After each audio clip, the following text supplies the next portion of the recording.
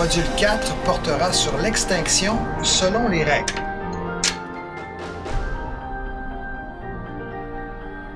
À la vue d'un début d'incendie, vous devez savoir qu'il faut d'abord aviser les occupants en déclenchant le système d'alarme incendie manuellement s'il n'est pas déjà en fonction et évacuer les gens présents dans la pièce où il y a un feu.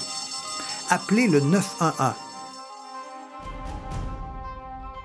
Isolez le feu en fermant la porte de la pièce où il s'est déclaré sans mettre votre vie en danger. Si vous avez l'information nécessaire et que vous vous sentez en mesure d'intervenir, tentez d'éteindre un incendie de moins d'1 mètre, donc de 3 pieds de hauteur, de flamme, avec un extincteur portatif.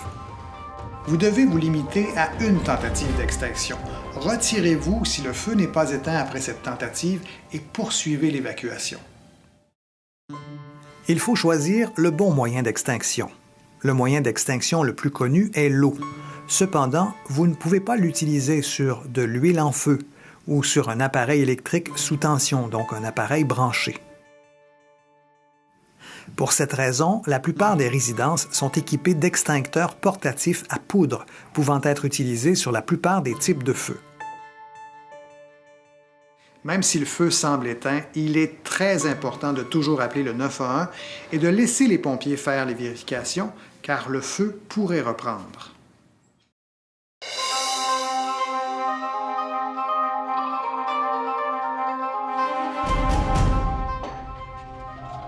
Quand vient le temps d'utiliser un extincteur portatif, vous devez rester calme.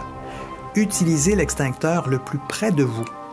Utilisez l'extincteur lors d'un début d'incendie où les flammes ont moins d'1 mètre, donc 3 pieds de hauteur. Utilisez-le en équipe de 2 de préférence. Positionnez-vous entre le feu et la sortie. Ne jamais tourner le dos au feu, même s'il semble éteint. Respectez les règles d'utilisation suivantes.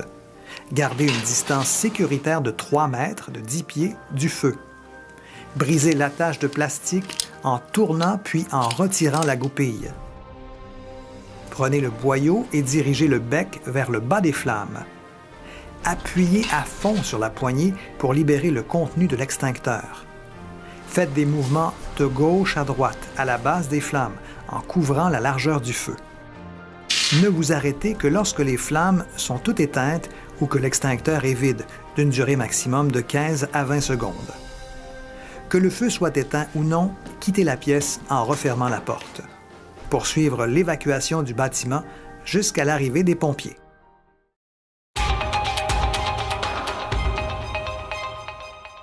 Demandez au propriétaire de votre résidence de contacter votre service de sécurité incendie local afin de connaître les possibilités de suivre une formation offerte dans votre secteur. Cette formation vous permettra de pratiquer en présence d'une simulation de feu avec des extincteurs d'incendie portatifs. Voilà ce qui complète cette formation. Afin de réviser les notions du module 4, nous vous invitons à compléter le questionnaire joint à cette page. Également, consultez l'outil d'aide à la décision que vous retrouverez aussi sur cette page Internet.